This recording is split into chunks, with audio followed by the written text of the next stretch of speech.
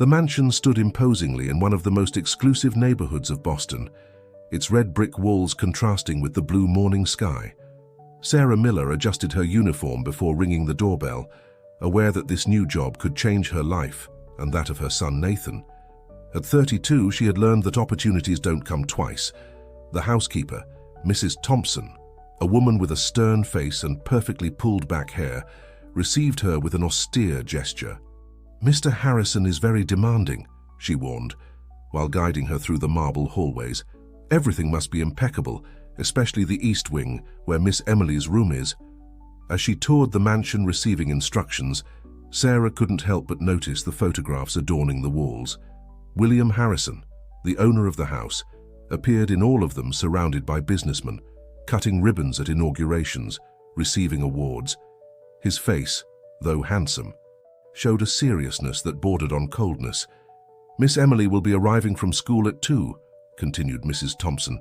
"Mr. Harrison prefers that the service staff maintain their distance from her." Sarah nodded, though something inside her stirred upon hearing these words. As a single mother, she knew how important human contact was for a child. The first time she saw Emily, her heart tightened. The 7-year-old girl entered the house with her head down, her school uniform impeccable, and a backpack that seemed too heavy for her small body. There was no joy in her movements, only a resignation improper for her age. "Daddy!" Emily called out upon entering, her voice echoing in the empty foyer. But only the echo of her own words came back as a response. "Mr. Harrison is in an important meeting," Mrs. Thompson informed in a neutral tone. "You'll go upstairs to do your homework." "Miss Emily." Sarah watched as the girl climbed the stairs, her small shoulders slumped in silent defeat. While cleaning the second-floor windows, she couldn't help but hear the muffled sobs coming from Emily's room. That night, returning to her modest apartment, Sarah hugged Nathan tightly. Her 9-year-old son greeted her with a smile and a new drawing. "What's the house where you work like, Mom?" he asked curiously. "It's very big and beautiful," Sarah responded thoughtfully. "But it reminded me that true wealth isn't in the size of the house, but in the love that's inside it." The following days established a routine. Sarah arrived early, meticulously cleaned every corner of the mansion, and observed the family dynamics, or rather, the absence of it. William Harrison appeared rarely, always talking on the phone or reviewing documents, barely giving a distracted glance to his daughter when they happened to coincide at breakfast. One afternoon, while cleaning the library, Sarah encountered William for the first time. The businessman looked up from his documents, surprised by her presence. Their eyes met for a moment, and Sarah could see something beyond the facade of the successful businessman, a glimmer of loneliness that felt familiar. "Excuse me, sir," Sarah murmured, ready to withdraw. "No." "Continue," he responded, his voice softer than expected. "Just try not to move anything from its place." While working in silence, Sarah noticed how William observed her occasionally from the corner of his eye. There was something about her presence that seemed to disturb the perfect bubble of isolation he had built around himself. The routine at the Harrison mansion began to take an unexpected turn when Emily started finding excuses to be near Sarah. At first, so they were casual encounters. The girl happened to study in the living room while Sarah cleaned, or appeared in the kitchen when the employee was preparing coffee for her father. One day, while Sarah was organizing Emily's closet, the little girl slipped quietly into her room. "Can I help you?" she asked shyly. Sarah hesitated, remembering the instructions to maintain distance, but something in the girl's pleading eyes moved her. "Of course, sweetheart. You can pass me the books to organize them," she responded warmly. As they worked together, Emily began to open up. "You know, Dad used to read me stories every night," confessed the little girl, caressing the cover of a worn book. "But since the company grew, he says he's too busy. Mrs. Thompson says it's because he's building my future, but I'd rather have less future and more present with him." The wisdom in the child's words struck Sarah like a revelation. She thought of Nathan, how despite their financial limitations, she always found time to listen to him, to share in his small triumphs and console his failures. One afternoon, Sarah decided to bring Nathan to the mansion, with Mrs. Thompson's permission, to help her with some garden tasks. Emily, seeing another child in the house, was transformed. Her face lit up with a smile Sarah had never seen. "Want to play?" Nathan asked naturally, holding a ball he had brought. Emily instinctively looked toward the house, as if fearing someone would scold her. "Go," whispered Sarah with an encouraging smile. "Children should play." Soon, the children's laughter filled the garden. Sarah watched them while pruning the rose bushes. Her heart divided between the joy of seeing Emily happy and the fear of crossing an invisible line. Her fears materialized when William's imposing figure appeared in the garden. He had removed his jacket and loosened his tie, and for a moment, Sarah noticed how attractive he was when he wasn't maintaining that mask of severity. "What is the meaning of this?" he asked, his voice contained but clearly annoyed. "Dad, we were just playing," explained Emily, her joy instantly vanishing. "Nathan is really fun, and—" "Emily, inside," ordered William. Then he turned to Sarah. "In my office. And now." Sarah's heart was pounding as she followed William. The office, like everything in that house, was impeccable and cold. He sat behind his desk, creating a physical barrier between them. "Mrs. Miller, when I hired you, the rules were clear," he began. "You cannot bring your son here, and certainly not allow him to interact with my daughter." "With all due respect, Mr. Harrison," responded Sarah, finding a courage she didn't know she had. "Your daughter needs more than rules and protocols. She needs to be a child, laugh, have friends." Something in Sarah's words seemed to touch a sensitive fiber in William. For a moment, his mask of perfect control cracked, and Sarah could see pain in his eyes. "My job is to protect her," he murmured, more to himself than to her. "Protect her from what, sir? From happiness?" The words came out before she could stop them. The silence that followed was dense, charged with tension and something else that neither dared to name. Finally, William stood up and approached the window, from where he could see the garden where moments before his daughter had been laughing freely. "You may leave," he said finally, without looking at her. "But don't let it happen again." That night, as Sarah prepared dinner in her small apartment, she couldn't stop thinking about the loneliness that inhabited that mansion.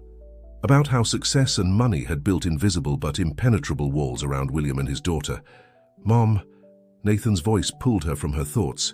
"Why is Emily so lonely if she has such a big house?" Her son's question resonated in her mind for hours, because sometimes, she thought, the biggest houses hide the loneliest hearts. The photograph fell from the book like an autumn leaf, sliding softly to Sarah's feet.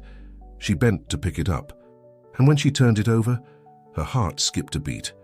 The image showed a different William, younger and smiling, next to a beautiful woman with delicate features holding a baby who could only be Emily. The woman in the photo had the same expressive eyes as Emily, and her smile radiated contagious happiness. Sarah stood contemplating the image, trying to reconcile the man in the photograph with the distant businessman she knew. At that moment, Mrs. Thompson entered the room. "I see you found Mrs. Catherine's photo," said the housekeeper, in a tone that mixed nostalgia and sadness. For the first time since Sarah had known her, Mrs. Thompson's face softened. "What happened to her?" asked Sarah, unable to contain her curiosity. Mrs. Thompson sat on the edge of Emily's bed, as if the weight of memories forced her to seek support. Catherine was pure light. She transformed this house and Mr. William's heart. But a complication during childbirth, her voice broke. Mr. Harrison never recovered. He took refuge in work, as if he wanted to bury the pain under mountains of documents and meetings. The revelation hit Sarah like a wave. Suddenly, William's absences, his coldness, his obsession with control, everything took on new meaning. He wasn't just a distant father. He was a wounded man who didn't know how to handle his pain. That afternoon, while Emily did her homework, Sarah observed her with new eyes. The girl had inherited not only her mother's physical features, but also that light Mrs. Thompson had mentioned. Perhaps that was what caused William so much pain, seeing in his daughter the constant reflection of what he had lost. "Sarah," called Emily, interrupting her thoughts, "can I ask you something?" "Of course, sweetheart." "Why does Dad never talk about Mom? I have a photo of her on my nightstand, but when I look at it..." He always looks away. Sarah's heart tightened. How to explain to a 7-year-old that her father was so broken inside that he couldn't even talk about her mother? Sometimes, Sarah began gently, when we love someone who's no longer here very much, it hurts so much that we prefer not to talk about it, but that doesn't mean we don't love them. Emily nodded, processing the words. Do you think Dad loves me? Sometimes I think he blames me for what happened to Mum. The girl's words were like a dagger. At that moment, Sarah made a decision she knew could cost her her job. She had to talk to William. She found him in his office, as always.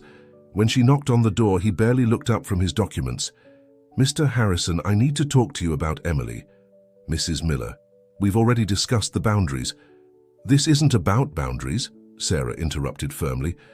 This is about a girl who's growing up believing her father blames her for her mother's death. The words fell like lightning in the office. William froze, color draining from his face. For the first time, Sarah saw the powerful businessman completely vulnerable. Did she say that? He asked with a trembling voice. Your silence is doing her more harm than any truth, Sarah responded softly. She needs to know about her mother. Needs to know that you love her. William stood up and walked to the window, his figure silhouetted against the afternoon light. When he spoke, his voice was barely a whisper.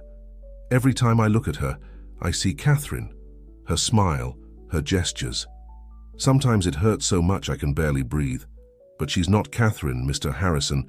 She's Emily, your daughter, and she needs you now more than ever. The silence that followed was different from the previous ones. It wasn't a silence of distance, but of reflection, of truths finally coming to the surface. Do you know why I hired so many employees? William suddenly asked. Because I don't know how to be a father. I thought if I surrounded her with people who knew how to take care of her, who knew how to do what I can't. A father's love can't be outsourced, Mr. Harrison, Sarah responded gently. And you have all the love Emily needs. You just need to allow yourself to show it. When Sarah left the office that night, something had changed. She had seen a crack in William Harrison's armor, and through that crack filtered a light of hope. The days following that conversation brought subtle but significant changes to the Harrison mansion. William began coming home earlier, though he still struggled to find the right words to approach his daughter. Sarah observed him making awkward but sincere attempts. He stayed longer at breakfast, asked about school assignments, even tried once to sit with Emily while she drew.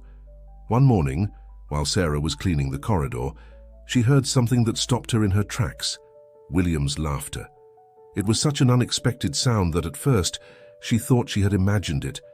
She discreetly peeked into the dining room and saw something that warmed her heart. Emily had accidentally spilled her orange juice, and instead of the reprimand everyone expected, William was laughing while helping clean up the mess. Just like your mother, she heard him say softly. She was a whirlwind in the mornings too. Emily's eyes lit up at the mention of her mother. Really? Will you tell me more about her? There was a moment of tension where Sarah held her breath, fearing William would close up again, but something had changed in him. Your mother, he began with a trembling voice, had a habit of singing while having breakfast.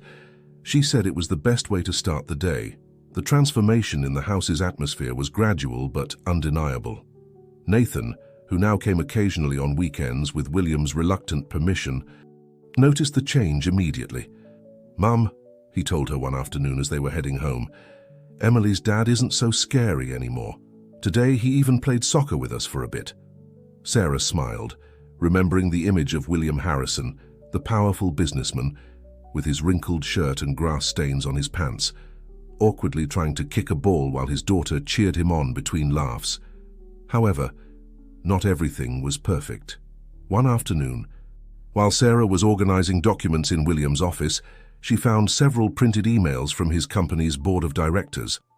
The words "loss of focus" and "questionable decisions" jumped from the pages. Apparently, the changes in his personal life were affecting his work performance. That night, she found William in the library, looking exhausted. "Is everything all right, Mr. Harrison?" she asked, though she already knew the answer. "The board thinks I'm getting soft," he responded with a bitter laugh. "Maybe they're right. The empire I built requires all my attention, and lately you're being a father," Sarah completed, And that's bad. William looked at her for a long time, as if seeing her truly for the first time. How do you do it, Sarah? How do you balance everything? The question took her by surprise. It was the first time he had called her by her first name. I don't balance it, she responded honestly. Every day is a struggle, but at the end of the day, when Nathan hugs me and tells me about his day, I know all the struggles are worth it. I watch you sometimes, William confessed, his voice softer. The way you interact with Emily, how you know exactly what to say, what to do, it's like you have a manual I never received. There is no such manual, Mr. Harrison. Just love and the willingness to be present. A comfortable silence settled between them, broken only by the soft ticking of the wall clock. My company is in trouble, William finally said, and for the first time in my life, I'm not sure it's my main concern. Maybe that's exactly the point, Sarah responded. Maybe you needed to lose a little control to find what really matters.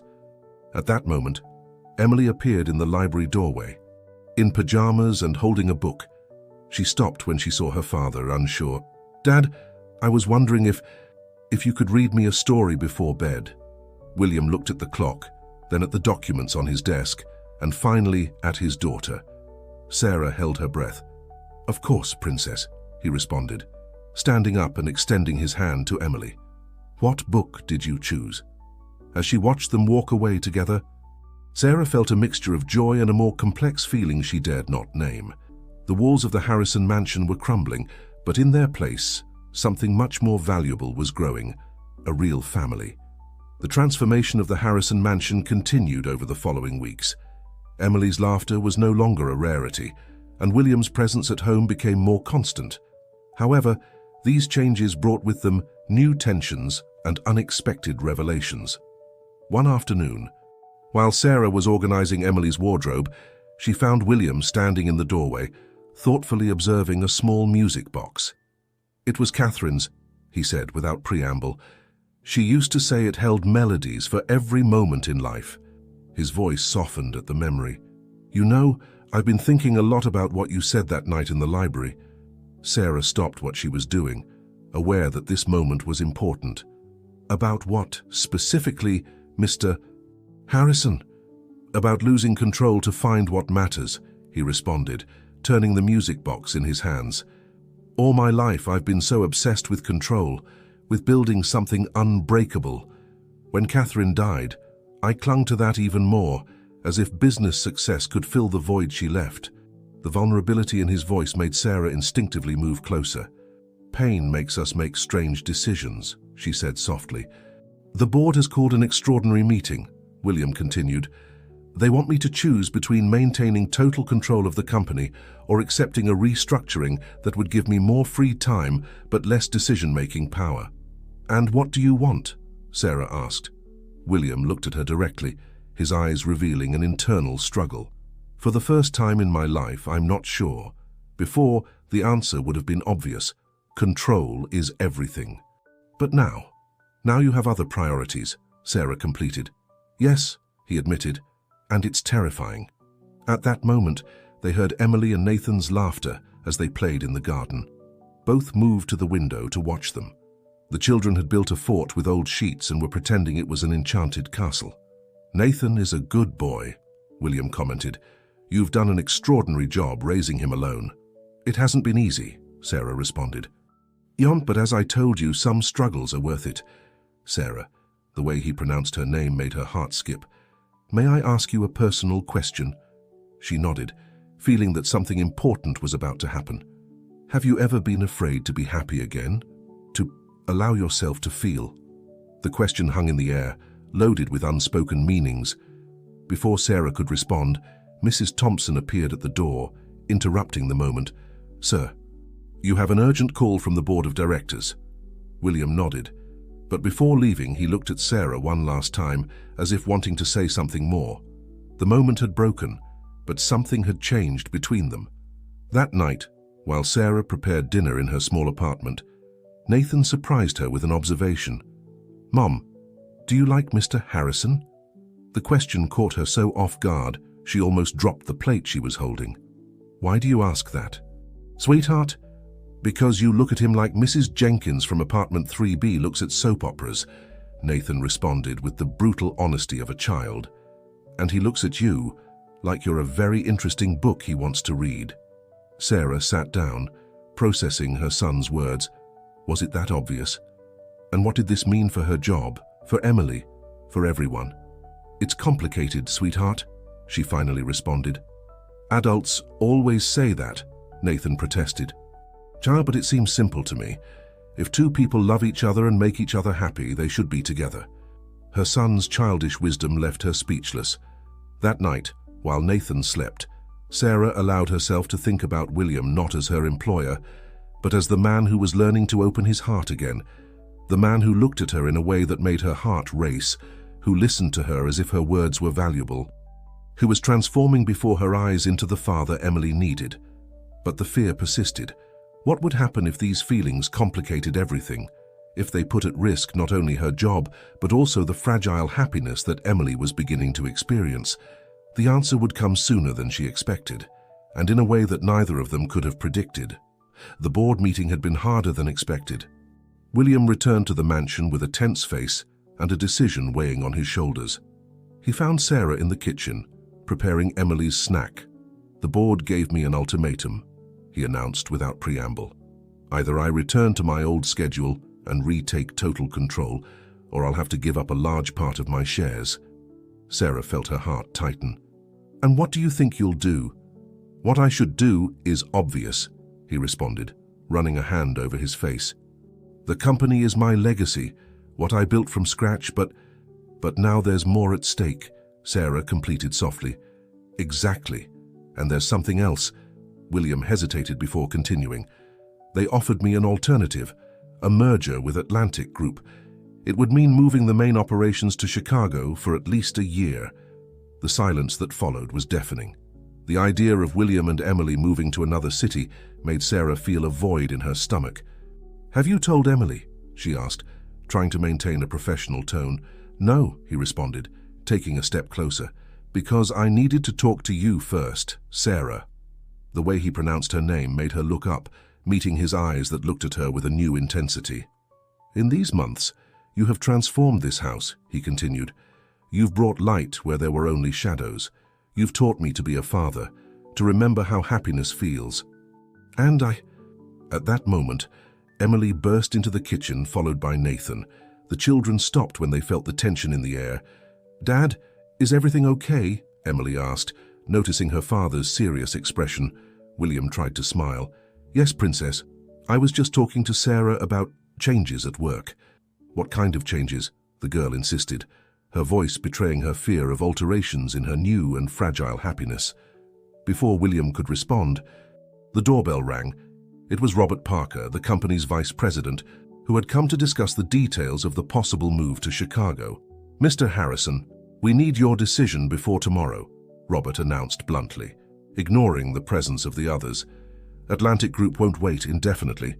Emily, who had been listening, felt her world crumbling again. Are we moving? Are we going to leave Sarah and Nathan? The question hung in the air like a bomb about to explode. William looked at his daughter, then at Sarah, and finally at Robert. I need time to think about it, he said finally. There is no time, William, Robert insisted. This is a unique opportunity. You can't let sentimentality interfere with business. Sentimentality? Emily's voice trembled. Is that what we are to you, Dad? Sentimentality that interferes with your work? Before anyone could stop her, Emily ran from the kitchen. Nathan, without thinking twice, ran after her. Emily, William called, but Robert stopped him. Let her be. We need to resolve this now. Your daughter's happiness depends on your business success. No, Sarah intervened, unable to contain herself. Emily's happiness depends on her father's love, not the size of his bank account. Robert looked at her with disdain. With all due respect, Ma'am, this is not your business. You're wrong, William responded, his voice firm for the first time. Sarah has every right to an opinion. She has been more family to Emily in these months than I have been in years. The moment was interrupted by a scream from the garden. Emily had tried to climb the tallest tree, seeking the refuge she used to find there, but had slipped. Nathan was trying to help her, but she was too high up. What happened next seemed to unfold in slow motion. William ran to the garden, followed by Sarah. The fear in his eyes wasn't for the company or the money, but for something much more valuable: his daughter. Emily's fall seemed to stop time. William arrived just in time to catch her, both falling onto the grass. For a moment, the silence was total, broken only by the girl's muffled sobs. "Emily!" shouted Sarah, running toward them with Nathan at her side. "Are you all right?" William was holding his daughter tightly, as if afraid she might vanish. His eyes were closed, and for the first time since Sarah had known him, she saw tears running down his cheeks. "Forgive me," he whispered, gently rocking Emily. "Forgive me for everything. My love, for not being there when you needed me, for thinking money could substitute my presence." Robert observed the scene from the terrace. Uncomfortable with this display of emotion, he considered improper for a businessman of William Harrison's stature. "William," he called, "we still need to discuss." "There's nothing to discuss," interrupted William, standing up with Emily in his arms. "My decision is made." They took Emily to her room, where the family doctor confirmed she only had some scratches and the shock of the moment. While Sarah cleaned the small wounds, Emily clung to her father's hand. "I don't want to go to Chicago," whispered the girl. "I don't want to lose another family." William looked at Sarah, who pretended to be concentrated on her task, though her hands trembled slightly. "We're not going," he declared firmly. "Some things are more important than business." Robert, who had been waiting in the hallway, entered the room. "Think about it carefully, William. You're risking everything you've worked for." "No," responded William, standing up. "For the first time in my life, I'm choosing what really matters. They can keep the majority of the shares. They can restructure the company however they want, but I'm not going to sacrifice my family. Not again." The word family resonated in the room. Sarah felt her heart race when William looked directly at her as he pronounced it. "Mr. Parker," continued William, "I appreciate your concern, but my decision is final. Tomorrow I'll sign the restructuring papers." Robert left the room, defeated but visibly annoyed. Nathan, who had been observing everything in silence, approached Emily. "See? I told you your dad loved you more than his work," he said with a child's simplicity. Emily smiled for the first time since the accident, and something in that smile reminded William so much of Catherine that he had to hold back new tears. "Sarah," he said softly, "could you stay a moment? I need to talk to you." Nathan, understanding the situation with surprising maturity, took Emily's hand. "Want me to show you my marble collection while our parents talk?" The innocent use of the word parents made both Sarah and William blush, but neither corrected the boy. Once alone, the silence became dense, loaded with unspoken words and contained feelings. "When I saw Emily fall," William began, "everything became clear. Money, power, control. None of that matters if I can't protect what I love." He approached Sarah, taking her hands in his. "And in these months, I've realized that what I love has grown. It's not just Emily anymore. It's this family we've built without realizing it. It's you." "Sarah," she tried to withdraw her hands, conscious of her position as an employee, but William wouldn't let her. "No," he said firmly. "No more barriers, no more pretenses. I know it's complicated, that there are 1,000 reasons why this could be a mistake. But for the first time in my life, I want to be brave. I want to choose happiness over duty." "Mr. Harrison." "William," he corrected softly. "Please, call me William." The days following William's confession were a whirlwind of emotions and changes. The news of his decision to cede majority control of the company caused a stir in the business world, but inside the Harrison mansion, a strange peace was breathed. Sarah had asked for a few days to think, aware that any decision she made would affect not only her life, but also Nathan's and Emily's. One afternoon, while the children played in the garden, she found Mrs. Thompson in the kitchen. "Love knows no social classes," said the housekeeper without preamble, surprising Sarah. "I saw it with Mrs. Catherine, and I see it now with you. Mr. William needs someone who reminds him that life is more than numbers in a bank account." "But what if it doesn't work?" Sarah expressed her fears. "What if I hurt Emily? If Nathan gets hurt? Mrs. Thompson smiled wisely. Love is always a risk, dear, but sometimes the biggest risk is not taking any. That night, while Sarah prepared dinner in her small apartment, Nathan surprised her again with his insight. Mom, why do adults complicate things so much? If Mr. William loves you, and you love him, and Emily and I are happy together, what's the problem? The simplicity of child logic left her without arguments, looking at her son. Sarah saw not only the child she had raised alone, but also the understanding young man he was becoming. The next day, Sarah arrived early at the mansion, determined to talk to William. She found him in the garden, teaching Emily how to water the roses that Catherine had loved so much. "We need to talk," said Sarah, gathering all her courage. William nodded, and together they walked to the small greenhouse, the place where Catherine used to spend her mornings. "Cass, I've been thinking a lot," Sarah began, "about us, about the children, about everything that could go wrong, and about everything that could go right," William completed softly. "Yes," she admitted. "I'm scared, William. Scared that this is a dream we're going to wake up from. Scared that one day you'll regret choosing this instead of your business empire." William moved closer, taking her hands in his as he had that night. "You know what Emily told me yesterday? She told me that for the first time she feels like she has a complete family, not because of you or me individually, but because of what we create together." The words touched something deep in Sarah's heart. Nathan said something similar, that sometimes families are built in unexpected ways. "Then what's stopping us?" asked William. "I'm no longer your boss. The company will continue functioning without my absolute control. We can build something new, something ours. And society, what will they say when successful businessman William Harrison falls in love with his housekeeper?" "They'll say what they want," he responded with a smile. "I've spent too many years worrying about what others think. It's time to worry about what my heart feels."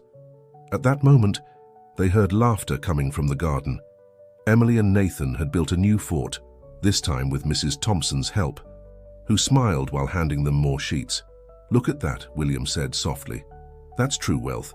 Not the millions in the bank, not the company shares. That, out there, is what I want for the rest of my life." Sarah felt the last barriers in her heart melting. "What if we try step by step? No rush, thinking of the children first." "All the time you need," he responded. "But I want you to know something. When I said I love you, it wasn't a moment's impulse. It's the clearest truth I've known since Catherine." The words floated in the greenhouse air, mixing with the scent of the flowers Catherine had planted years ago, as if she too blessed this new opportunity for love. The following months brought gradual but significant changes. William and Sarah decided to build their relationship with patience, always putting the children first. The Harrison mansion began to truly transform into a home, filled with laughter, games, and the occasional chaos that comes with a growing family. One Sunday afternoon, while the whole family enjoyed a picnic in the garden, a tradition Sarah had started, Emily asked a question that took everyone by surprise. "Dad, do you think Mom would be happy to see us like this?" The silence that followed was different from the old uncomfortable silences of the mansion. William looked at his daughter, then at Sarah, and finally at the blue sky above them. "Or your mother," he began with a soft but sure voice, "always said that love has mysterious ways of finding its path. I think she would be happy to see that I finally understood what she was trying to teach me." Sarah, who was sitting next to him on the picnic blanket, discreetly took his hand. Nathan, meanwhile, shared his sandwiches with Emily, animatedly discussing their next joint school project. "You know," Mrs. Thompson intervened, who had joined the picnic at everyone's insistence. Mrs. Catherine had a saying, "Families are like gardens. They need time, care, and lots of love to bloom. And sometimes," added Nathan with the wisdom only children possess, "the best flowers are the ones that grow without us planting them." William looked at the boy with admiration. In these months, he had come to love Nathan as his own son, impressed by his intelligence and ability to adapt. The way he cared for Emily, like a true big brother, had shown him that family love goes beyond blood ties. "Sarah," William said suddenly, "there's something I've been wanting to ask you." Everyone on the picnic blanket held their breath, Even Mrs. Thompson, who pretended to be busy with the fruit basket, paid attention. These months have been the happiest of my life since I lost Catherine, seeing Emily smile every day, seeing Nathan grow and become part of our family, seeing you transform this house into a home. It's made me realize that I don't want this to be temporary. He pulled a small box from his pocket, but before opening it, he looked at the children. Emily, Nathan, would you give me your permission to ask Sarah to officially become part of our family? Emily's eyes lit up. Does it mean Sarah will be my mum? And Nathan my real brother? Only if they want to, William responded softly. Nathan looked at his mother with a mixture of excitement and concern. Mum, would this make you happy? Sarah, with tears in her eyes, looked at her son. And you, my love, would it make you happy? I'm already happy, Nathan responded with a smile. But I think we could all be even happier together. William opened the box, revealing a simple but elegant ring. It's not a traditional proposal, I know, but we're not a traditional family. We're better than that. We're a family chosen by the heart. Mrs. Thompson, who was no longer pretending not to cry, pulled a handkerchief from her apron. Mrs. Catherine would be so proud, she murmured. Sarah looked at the ring, then at the children who watched her expectantly, and finally at William, the man who had learned to open his heart again. Yes, she responded simply. But that single word contained all the love and hope they had built together. The children's shouts of joy broke the solemnity of the moment. Emily and Nathan threw themselves at their parents in a group hug, while Mrs. Thompson applauded through tears. 1 year later, the Harrison mansion was unrecognizable, not from physical changes, but from the life that now pulsed in every corner. The children's laughter echoed through the hallways. Family gatherings in the garden had become constant, and love floated in the air like the perfume of the roses that now bloomed stronger than ever.